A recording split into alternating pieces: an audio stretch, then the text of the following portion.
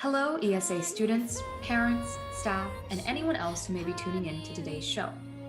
Welcome to ESA's first ever virtual Multicultural Day show, My Culture, My Voice, hosted by ESA's Equity Club.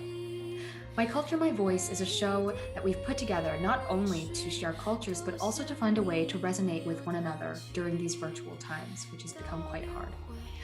Our mission, represented through My Culture, My Voice, is to unmask and share the cultures that represent and resonate with ESA students. This show will feature student writing, music, singing, and cultural activities in part 1, and we will be sharing important highlight videos of cultures that really resonate with our group in part 2. Thank you so much for taking the time to tune in.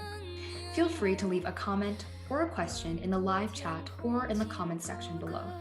Sit back, relax, and we hope you enjoy the show. Without further ado, we will begin our first segment. Let's get into our ESA student voices. Our first performance of the night will be Muse Z, a grade 10 drama student playing the traditional Chinese instrument, the guqin.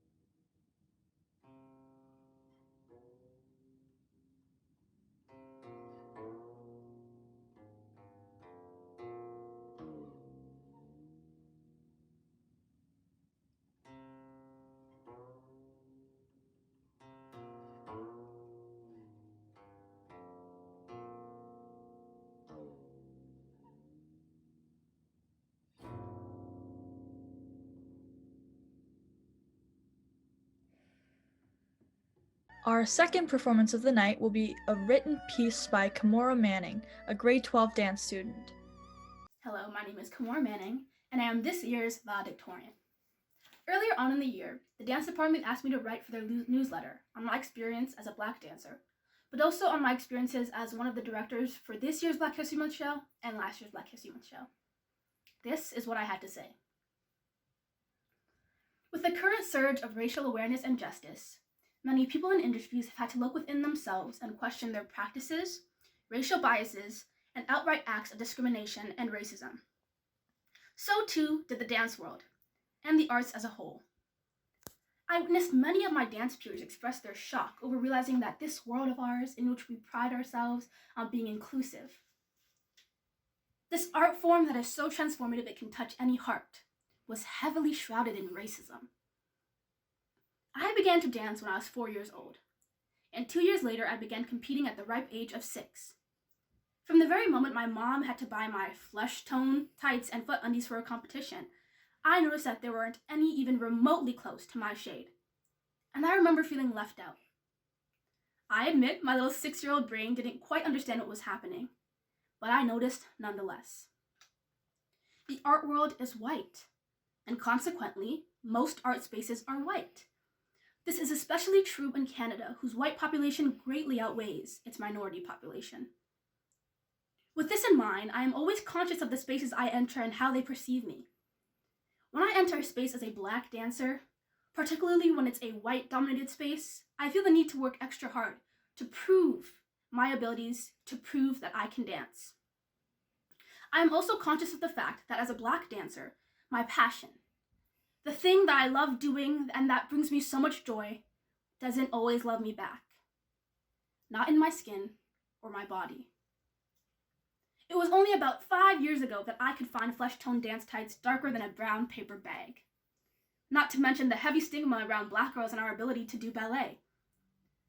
One of the biggest hurdles I have faced in my dance career thus far is imposter syndrome, which for me was not something that I faced until I got to ESA. The constant fear that maybe I wasn't good. Maybe I was just a minority token is something that crossed my mind a lot more than I'm willing to admit. Here I was, one of the few Black dancers in my grade. You could count us on one hand and still have fingers left. And I couldn't help but think that I was little more than a way to improve the diversity of the school. It certainly didn't help that the school has a reputation for being a white school. All of my friends, Black or otherwise, would always say, "You're going to ESA? The white school?" The doubt of my talent got so bad that no matter what, I was always questioning why I was given a special part or role. Did they ask me to show the grade 8s my solo because they need to prove they are Black kids? Did I get this part because the character is supposed to be angry and I'm Black? Did they give me this role because she needs to be entrancing and exotic? At the moment, it wasn't the worst thing in the world, but as I reflect, it was extremely isolating.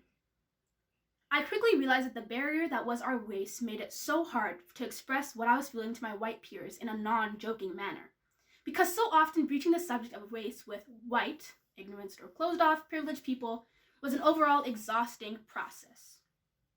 Exhausting in the same way it would be to explain misogyny to a man or homophobia to a straight person, who just lived a completely different experience than you. So I sought solace in my community. The Black students at ESA don't make a huge percentage of our student population, but we are extremely tight-knit. We all are, for the most part, experiencing the same culture shock, microaggressions, and feelings of doubt.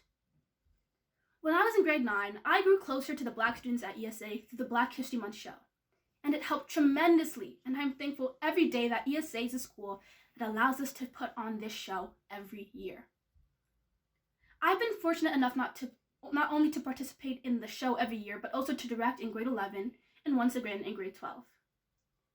It is one thing to be a part of the show as a cast member or as a section head, but it's a completely different experience to sit at the helm, to see the hard work and sacrifices that come together to make a show. The results are honestly quite tearful and emotional. As a director, my understanding of the show and its importance to ESA completely changed. To see each person involved in the show from the perspective of a director is an experience that I'll always cherish, because it allows me to watch the growth of every single person involved in the show. It allows me to see my community at ESA get closer on a grander scale, to see fellow Black students turn to each other in need, guide each other, and hang out with the knowledge that their relationship began and fostered thanks to the Black History Month show. It allows me to see a person who joined the show as someone unsure of themselves, and who they are as a young Black person flourish on stage and have a stronger sense of self a few months later.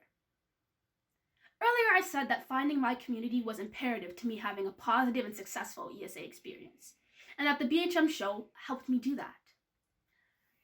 But as I reflected in the very moment that I typed these words, I realized that the show is the very center of the Black community at ESA. It's our nucleus. The show brings us together. It provides us with a newfound relationships and confidence, and then sends us on our way to take what it has provided and make the most of the rest of the year. When the lights fade and the curtains close on the last performance, I know that I have formed a bond with the people surrounding me.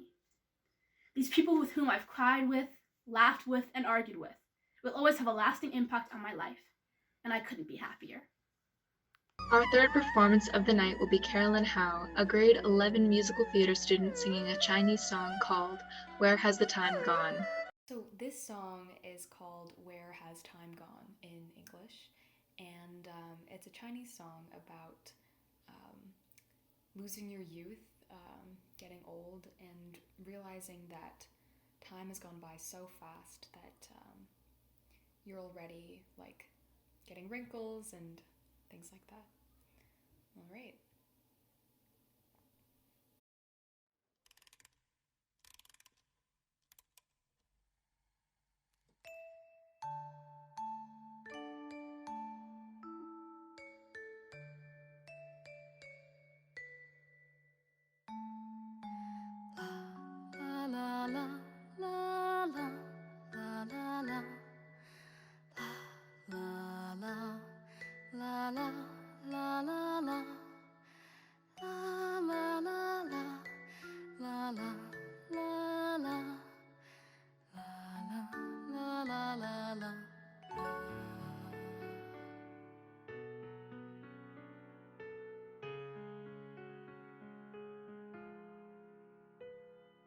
门前老树长新芽，院里枯木又开花，板上存了好多花，藏进了满头白发。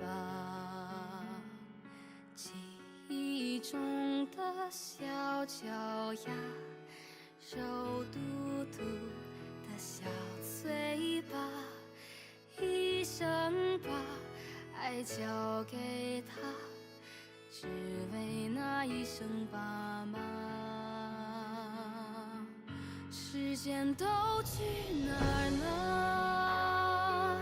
还没好好感受年轻就老了，生儿养女一辈子，满脑子都是孩子哭了笑了，时间都去哪儿了？还没好好看看你，眼睛就花了，柴米油盐半辈子，转眼就只剩下满年的皱纹了。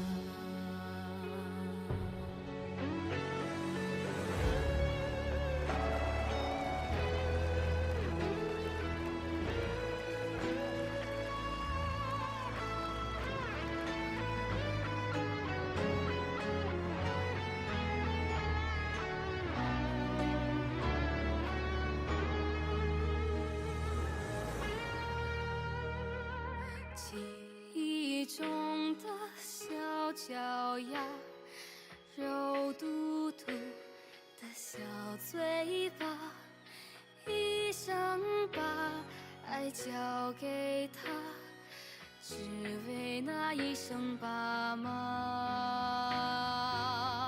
时间都去哪儿了？还没好好感受年轻就老了，生儿养女一辈子，满脑子都是孩子哭了笑了，时间都去哪儿了？还没好好看看你，眼睛就花了，柴米油盐半辈子，转眼就只剩下满脸的皱纹了。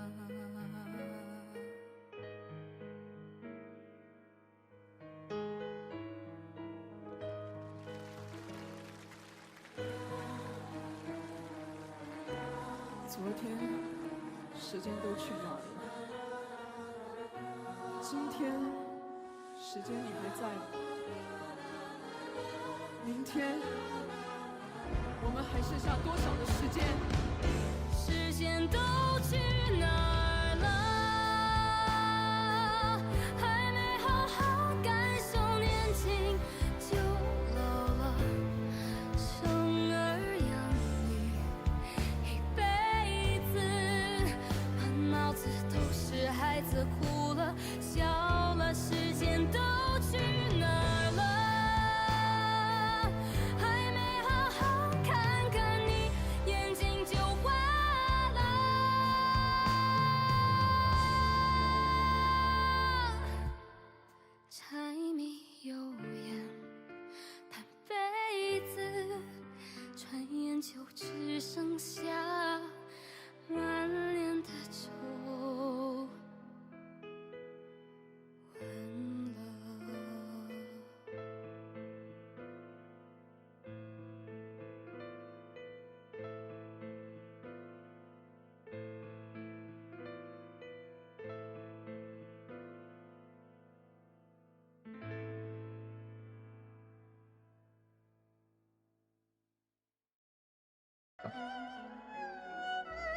Without further ado, we will begin our first segment. Let's get into it.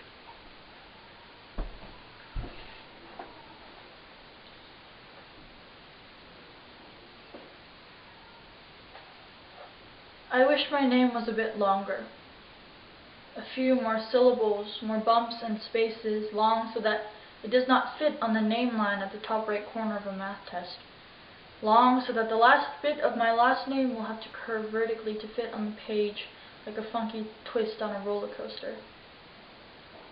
If it were lengthier, my name might linger slightly longer in the mind of someone who hears it for the first time, or it may pop up in someone's mind after a long day just because it's queer or fun to say. A longer name would mean a more sturdier, more meaningful existence, but how would I know? How unfortunate is it that my name is so short? I feel as though I'm wasting a label, wasting space on that page that could otherwise be gifted with purpose. Use. I fantasize about having a name brimming with meaning, history, stories, emotion. My Korean name might, but that's my other name.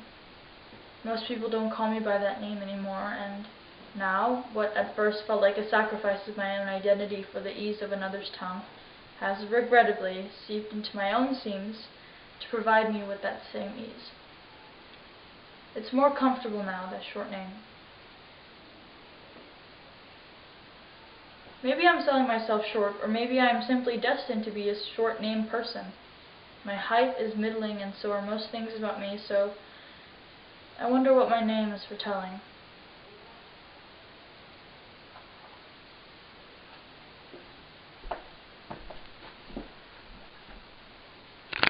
Our fifth performance will be Endale F, an ESA alumni. We're so excited to have you.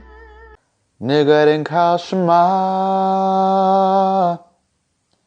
他该有没啥路？个难去特切，莫诺的发达路。那个人靠什么？他该有没啥路？个难去特切，莫诺的发达路。Tareas, escameche.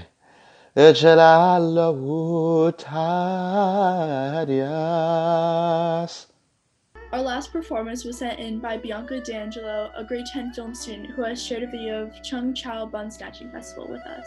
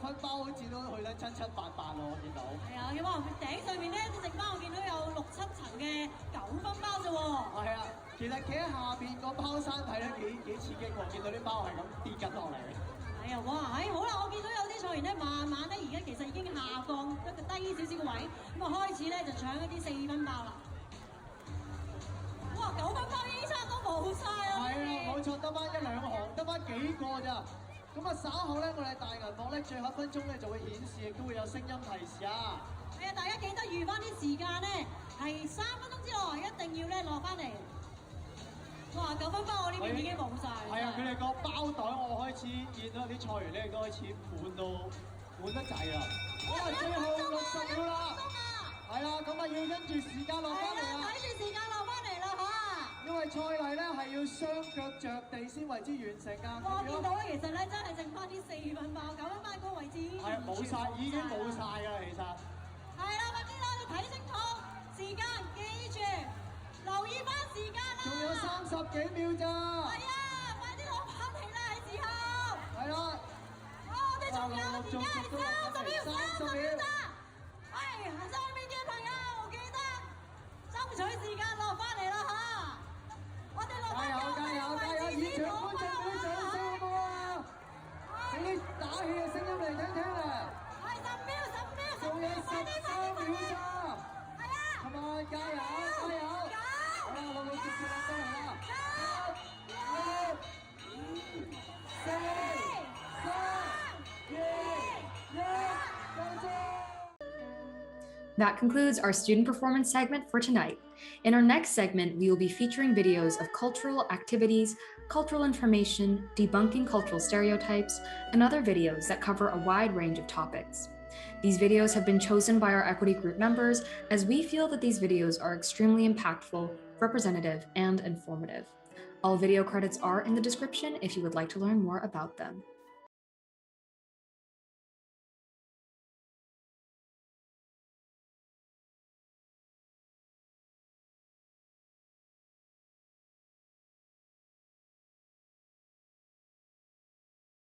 Good King of the Hill episode where the neighbors, from Laos, he's Laotian. Hank Hill's like, so are you Chinese or are you Japanese, right? And then the guy's like, no, I'm from Laos. It's a Southeast Asian country. And then in the end, he's like, okay. He's like, so are you Chinese or are you Japanese, right?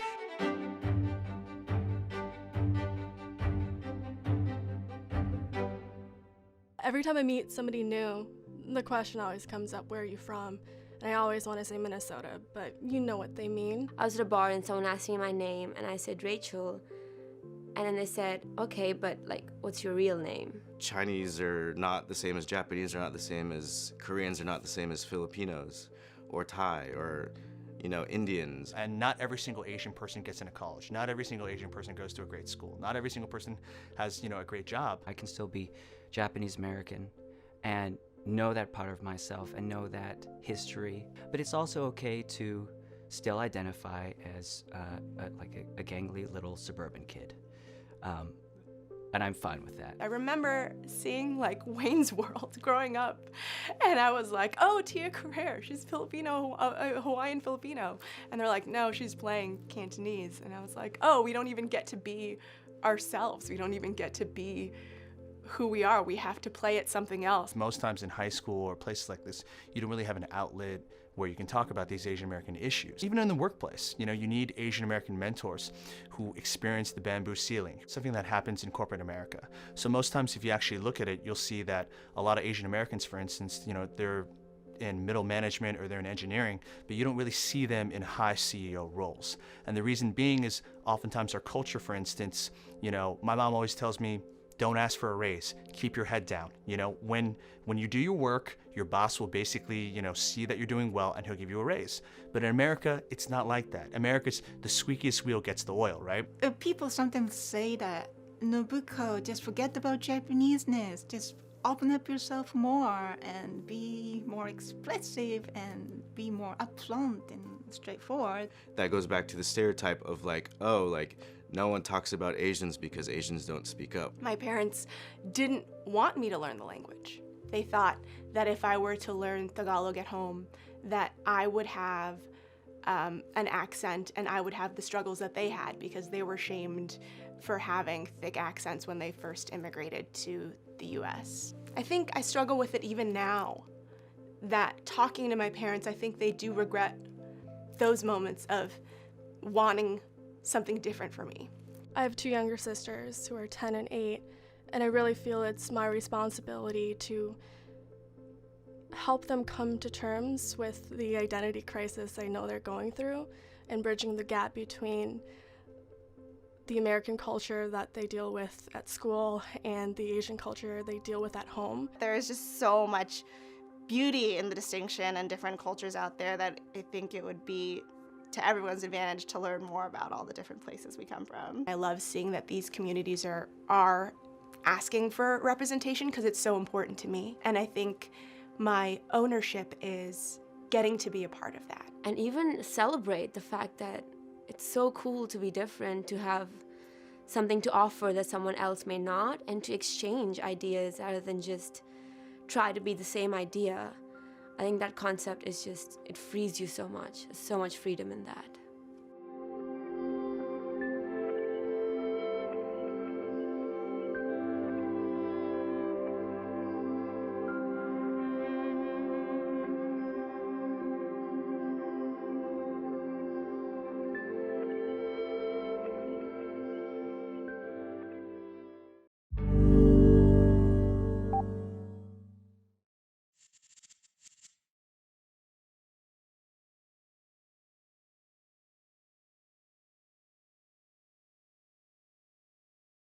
Racism means basically like a large part of a race feels that they're superior to another race.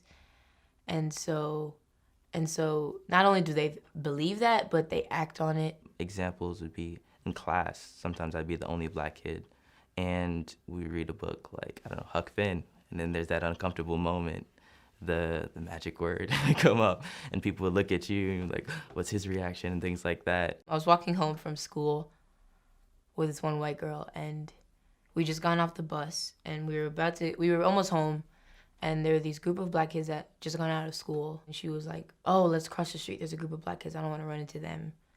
And so she told me, which I don't even know why she would do that. I used to wear a sweatband like just to reinforce my wrist.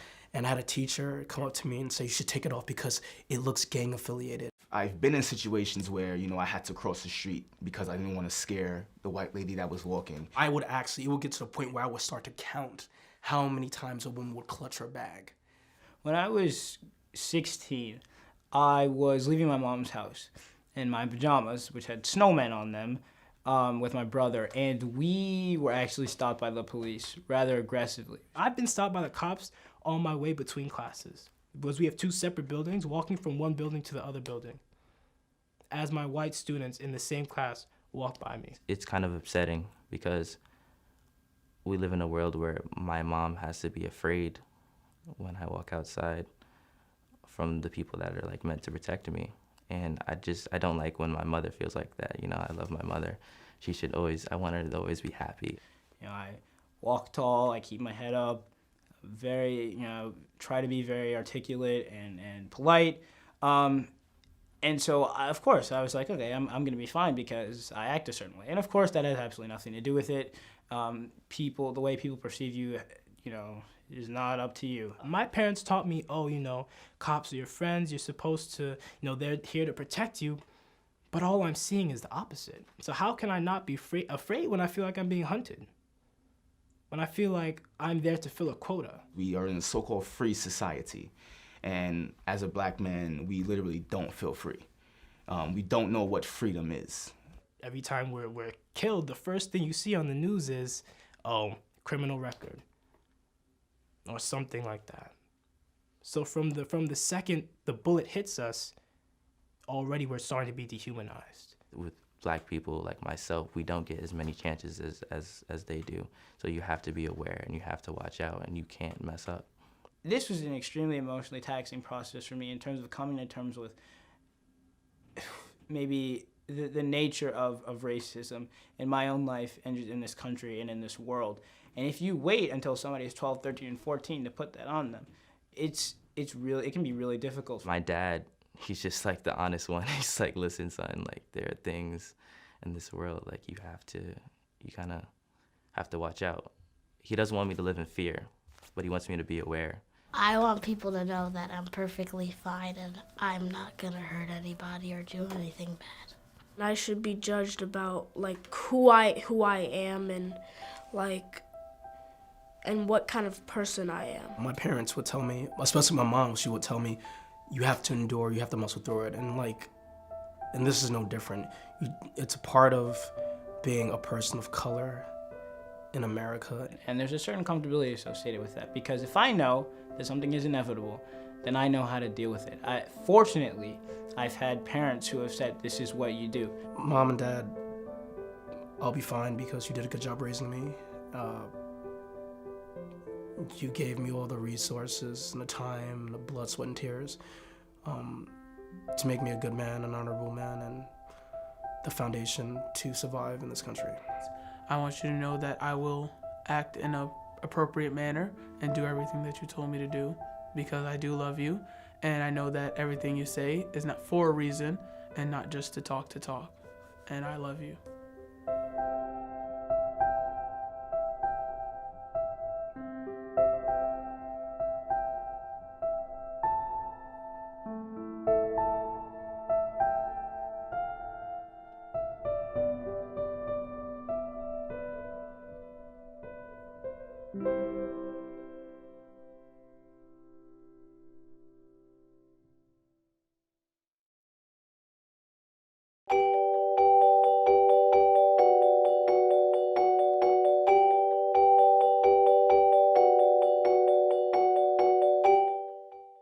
Implicit bias. Implicit bias. Implicit bias. 2016 was the year that implicit bias went somewhat mainstream. Yeah, so when Hillary Clinton mentioned implicit bias in the debates, our phones started blowing up, all our friends started emailing us about it. But what is implicit bias? Implicit biases are basically thought processes that happen without you even knowing it. Little mental shortcuts that hold judgments you might not agree with. And sometimes those shortcuts are based on race. First, some clarity. Saying someone has an implicit bias is different from calling someone a racist. The word racist is a highly loaded term, right, here in American society. A lot of times, when people are using it, they're thinking of the kind of old-fashioned Ku Klux Klan style racist. But implicit bias isn't anywhere near that, explicit. Implicit bias is something that comes out of ordinary mental functioning, out of how the mind normally works. We've all grown up in a culture with media images, news images, conversations we heard at home, our education. Think of that as a fog we've been breathing our whole life. We never even realized it, what we were taking in. And that fog causes associations that lead to biases. I somehow know that if you say peanut butter, I'm going to say jelly. That's an association that's been ingrained in me because throughout my life, peanut butter and jelly are together. And in many forms of media, there is an over-representation of black men and violent crime being paired together. And because of that, I actually deep down inside have been taught that black men are violent and aggressive and not to be trusted, that they're criminals, that they're thugs. With all those associations, I'm not trying to let us off the hook, but in some ways, none of us stood a chance. Starting today, we'll post a video a day dealing with one challenge of understanding implicit bias and its relationship to race and exploring ways we might combat the problem.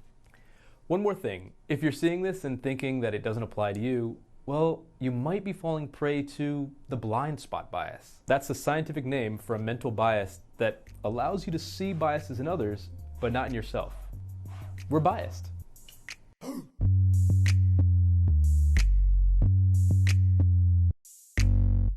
If I ask you to please not think about a white bear. Don't think about it, don't think about it, don't think about it, don't think about it. You probably won't be able to stop thinking about it. Don't think about it, don't think about it. White bear. There's significant research on this, and some researchers are asking if there's times when trying not to think about race might make one appear racist. Here's the thing to try. Okay, do me a favor. Just act super normal. Like actually normal, though. 99% of the time, this ends up awkward. So what happens with this instruction? When you're around people of a different race, try really hard to be really, really normal and treat people really, really equally. I talked to the Perception Institute's Rachel Godzel, who highlighted a study on a common phenomenon in social situations where a white person might overcompensate. What are the goals that people generally have when going into an interaction? Most of us who are white presume that we're going to be respected for the most part. So that's not really a goal because we just think it's there. So we come into the interaction like looking for signs that we're liked and we're informal and we're, perhaps goofy and looking for the sign that we're likable. But oftentimes for African Americans and Latinos, the presumption of respect isn't there because of experiences that many have had not being treated respectfully. The desire to ensure that they are respected is first and foremost on their minds. So you've got one party that's not really even thinking about respect, and another party that's like hyper aware of it. And if the person of color is looking for signs that we respect them, and we come in with this informal looking to be liked dynamic, that can really backfire because I don't seem like I'm being particularly respectful. So you get this spiraling miscommunication. I then perceive that person not to like me and to be unfriendly, and both of us again leave feeling as though our fears have been confirmed. To be clear, we're not talking here about interactions that involve explicit racism. In this scenario, neither party has any ill intent, but the end result is the exact opposite of what both were hoping for. There's too much thinking about that white bear. One bright light here, there's evidence that knowing about racial anxiety can be enough to make people feel less anxious. It kind of gives them permission to feel a little weird, and that keeps them from acting too weird.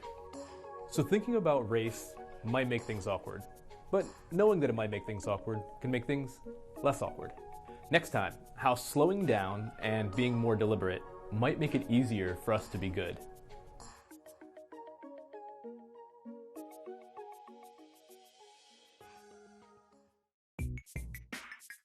Let's look at how to measure bias in ourselves and in others.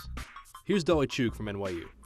We sent emails to real professors in real universities. They contacted over 6,500 professors at random from 260 American universities. We sent them an email that looked like it came from a real person asking for a meeting to learn more about the PhD program in that university. But we randomly assigned whether the fictional person sending that email had a name that sounded male or female and sounded white, Chinese, Hispanic, Indian, or Black. What we found that is if you were a white male, you were far more likely to receive a response back than if you were in all those other categories put together as a group. Some of this could be explicit racism, but it's far more likely that in many cases, these professors are just busy. They can't respond to every email they get, so they kind of let their subconscious decide for them.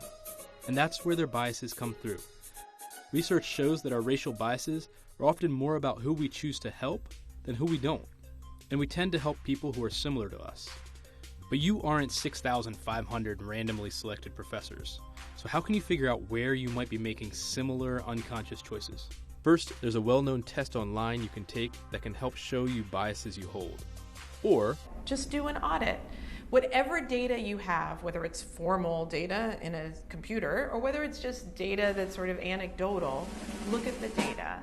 For example, I met this fantastic executive in Silicon Valley. He takes great pride in being someone who actively tries to achieve gender balance on his teams, knowing that Silicon Valley and tech are skewed heavily male. So he looked at his professional social network, his Twitter, his LinkedIn. He found his network was far more skewed male than he expected. So there's a place where he could actively work to shift that, and that's what he's been doing since then. So this is not a scientifically exact self-audit, but it can still be useful, and you can audit anything. So maybe start by taking that online test for bias. Maybe check out whose emails you're replying to. But you can also audit yourself for implicit bias by asking a friend to observe you in the real world. If you're a teacher, have people look at who you call on most in class. Whatever your interactions are. One practical thing that people should do is take stock of their friends. It would be very useful for people to actually make lists of people with whom they spend time. Look for patterns. That's the audit. That's the assessment we can all do.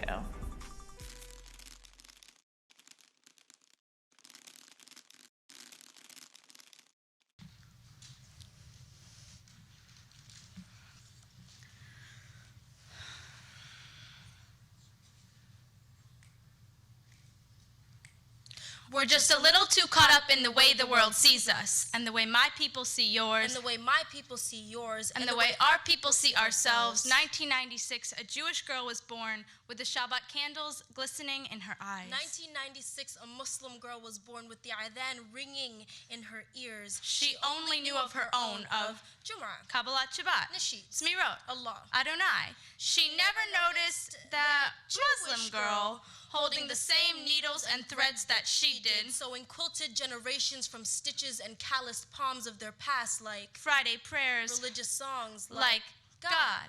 We're both birthed from resilience, yet raised by assumption. This Jewish girl, Muslim girl, only heard dirty money, oppressive husbands, big-nosed banker, suspicious gas terrorists, chambers. go back home. But it's 2014. Right? So all that's done, right? So why is it that every time a penny falls, I am assumed to be the one to pick it up, stealing from every man's pocket, and every time an airport security check line moves forward, I'm the one who gets pulled aside and patted down. We've both looked discrimination in the eye. We both live in a country that swears up and down that all people are equal. Our hands should be caught together, fists raised as one, fighting against the stereotypes that this country has put upon my people. In Hebron, a 14-year-old Palestinian girl was killed when a Jewish settler shot a bullet into her right eye. She'll never get to witness her holy land come back to her. In Herzliya, a 14-year-old Israeli girl was killed by a Palestinian pipe bomb. She was just trying to eat her dinner at her favorite restaurant by the beach. This world would rather chew up and spit out our history than help these two girls. That could have been us. This world has devoured our past. But how quickly it forgets you are what you eat. See, this Jewish girl and this Muslim girl are far more similar than our religions would like us to believe, because I bet you didn't realize that we have the same favorite movies. And that we both love hummus. And we keep being asked the same darn questions every time we fall head over heels. Is he a respectable Muslim boy? Jewish boy? Did you meet him at the mosque? Synagogue? That little Palestinian girl and that little Israeli girl will never get to be asked these questions, never get to discover whether they had the same favorite movies, or whether they were both going to become poets, performing on stages like this one, and we may not have either. Had we let the way the world sees us get in our way. We are connected. We are one. Like Adonai. Like Allah. Like God.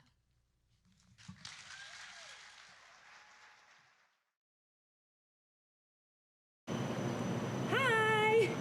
My name is Jaylene Clark Owens, and this is not my voice. This is not my normal register. This is a choice.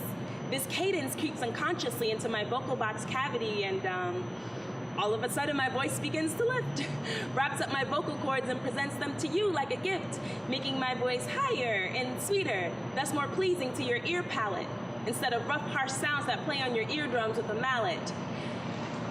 Yeah, this is not how I would normally sound. Wow, I didn't even realize I was actually trying to hold the real me down, to suppress me so that you can trust me. I wonder if my voice is so high you can't hear the irony. I do it automatically. I just pop this voice in without thinking. The same way you would pop on a life vest if you were sinking. It saves me from being too Harlem, too deep, too black. But girl, you was all of that. This voice is too fly to be left sitting in the cut like a cul-de-sac, waiting for a friend, a family member, your cousin. Why can't the voice you use with an employer be the same one you use with your husband? Because as a woman, we are conditioned from birth to be meek, taught that the man should have the most strength, so we even make our voices weak. Because as a black person, we are taught from birth to be non-threatening, so we quiet the bass of the African drum that strums our vocal cords until the silence is deafening. Because as a female who is black, we are labeled angry black woman, and even when we're not, we get the name even still, so we Kenny G. R. Louis Armstrongs until we sound tranquil, like a tranquilizer gun, temporarily sedating your true self so you may be easily handled. True self on mute, but this voice matters too. Hands up, don't shoot. This voice has roots in New York City. It's gritty, knows that life is not always pretty, but it is ever beautiful in its boldness, never drowning in self-pity. This voice is indicative of where you are from, but that should have no relevance, because your home of Harlem should not be indicative of your level of intelligence. Habitually, we are told that our blackness cannot enter white spaces without a code, without code switching. Without it, their minds would be glitching, trying to compute our vernacular, but this voice is spectacular. It is the purest form of your articulated thoughts. like rainwater after impurities have been vaporized. That other voice is not the real thing, just poorly plagiarized you, universalized you. Stop treating your voice like the cat that disappears when company's around, boo. But I know you feel most vocally comfortable when you around your best friends. Finger waves become commas, and claps encapsulate words like bookends. But you can't just roll your neck and refuse to articulate in a professional setting. Why not? But I bet it's okay to upspeak so that everything sounds like a question, I'm betting. Why? Because it makes you sound ghetto, uneducated. I don't think that's a big mystery. Ghetto? That is a leftover ancestral sound from the clicking languages found in the Southern African tribes. That is my history. Well, you can't always show all your cards. Sometimes you need your poker face. But this face is black 24/7. I can't turn it on and off based on time and place. This voice is yours, so own it. Stand up for its validity in powerful places. Be its proponent. Well, maybe I won't go full Harlem Bird, but I'll let my voice fly. Breaking this ingrained habit will be difficult, but I'll give it a try, so... Hi! Hi, my name is Jaylene Clark Owens, and this is my voice. Voice. Love it or hate it, that is your choice.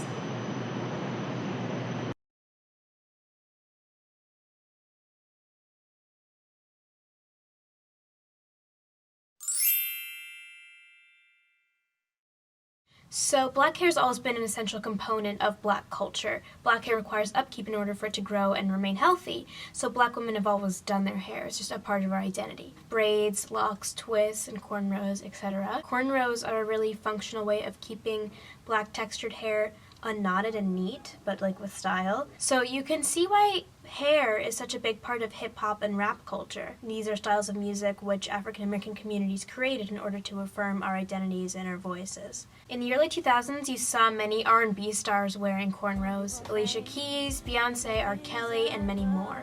As hip-hop became more and more popular and integrated into pop culture, so did black culture. Eminem's album went 4 times platinum, and he achieved immense success in the hip-hop world. Black culture had become popular. As the early 2000s turned into the 2010s, white people began to wear clothing and accessories associated with hip-hop.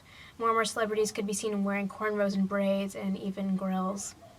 So by 2013, the fashion world had adopted cornrows as well. Cornrows and braids were seen on high fashion runways for brands like Marquesa and Alexander McQueen, and magazines had editorial campaigns featuring cornrows as a new urban hairstyle. And Riff Raff came onto the scene, a suburban white middle-class man who almost ironically took on a black accent and wore braids and gold teeth. And then James Franco took inspiration from Riff Raff for his role as Alien in Spring Breakers. And pop stars and icons adopted black culture as a way of being edgy and gaining attention. In 2013, Miley Cyrus twerks and uses black women as props. And in 2014, in one of her videos called This Is How We Do, Katy Perry uses ebonics and hand gestures and eats watermelons while wearing cornrows before cutting inexplicably to a picture of Aretha Franklin. I see you. So, as you can see, cultural appropriation was rampant. Not only were white people becoming rappers, but they were excelling in the world of hip-hop. Macklemore and Ryan Lewis's song Thrift Shop garnered a #1 spot on Billboard's year-end chart for 2013, and then Iggy Azalea's song Fancy reached #1 the following year. And in May of 2014, Forbes released an article titled Hip Hop's Unlikely New Star, a White Blonde Australian Woman. But at the same time, police brutality against black people came to the forefront in an incredible movement ignited by the murders of Trayvon Martin, Michael Brown, Tamir Rice, Eric Garner, and many others. People began to protest institutionalized racism by marching and by using social media. Celebrities spread awareness and shared condolences, or at least some did, as Azealia Banks, a black female rapper, pointed out. As Azealia Banks observed in her tweets, white musicians who partook in hip-hop culture and adopted blackness, Iggy Azalea in particular, failed to speak on the racism that comes along with black identity. Banks and Azalea feuded on Twitter until Banks participated in an interview on New York's Hot 97. I have a problem when you're trying to, say that it's hip-hop and you're trying to, put it, up against black culture. It's like a cultural smudging was what I see. All it says to white kids is like, oh yeah, you're great, you're amazing, you can do whatever you put your mind to. And it says to black kids, you don't have, you don't own, not even the shit you created for yourself. And it makes me upset. That itself is what is so complicated when it comes to black culture. I mean, the line between cultural appropriation and cultural exchange is always going to be blurred, but here's the thing.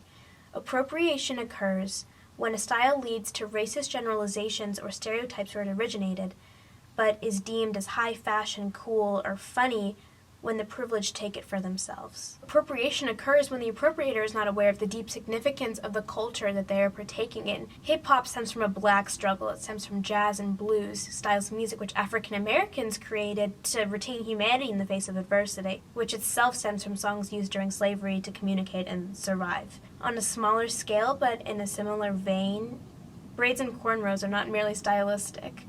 They're necessary in order to keep black hair neat. So I've been seeing this question a lot on social media, and I think it's really relevant. What would America be like if we loved black people as much as we love black culture?